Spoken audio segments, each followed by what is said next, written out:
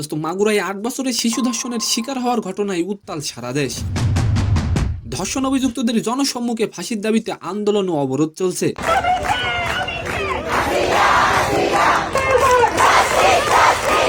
দোস্ত আর এবার মাগুরায় ধর্ষণের শিকার শিশুর জন্য বিচার চাইলেন megastar Shakib Khan. And second নিউজটি থাকবে দোস্ত, কিছুদিন আগেই ফেসবুকে স্ট্যাটাস দিয়ে নিজের অবসরের কথা জানিয়েছেন মুশফিকুর রহিম।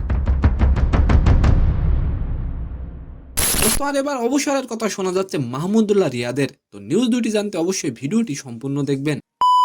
দোস্ত এই মুহূর্তে হাসপাতালে জীবন মৃত্যুর সন্ধিক্ষণে ৮ বছরের সেই শিশু। এদিকে সামাজিক যোগাযোগ মাধ্যমে ভেসে বেড়াচ্ছে শিশুটির অচেতন অবতার। দোস্ত এমন মর্মান্তিক ও ন্যাক্কারজনক ঘটনা স্বাভাবিকভাবে মানুষের মনে দাগ কেটেছে। আর তার জন্যই তারকাঙ্গনের তারকারাও চুপ থাকতে পারল না শিশুটিকে নিয়ে। দোস্ত আপনার মতে এইসব ধর্ষকদের কি শাস্তি দেওয়া উচিত, অবশ্যই আপনি কমেন্ট করে যাবেন।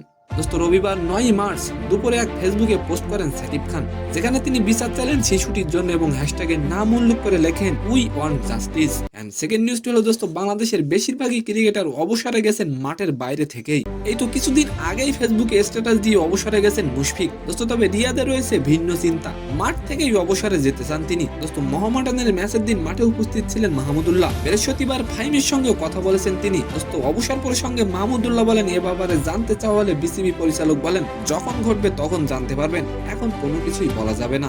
সম্মানিত দর্শক, আজকের ভিডিওটি কেমন লাগলো অবশ্যই কমেন্ট বক্সে জানাবেন। আর ভিডিওটি যদি ভালো লাগে অবশ্যই একটি লাইক দিয়ে আমাদের চ্যানেলটিকে সাবস্ক্রাইব করে দিবেন। ধন্যবাদ।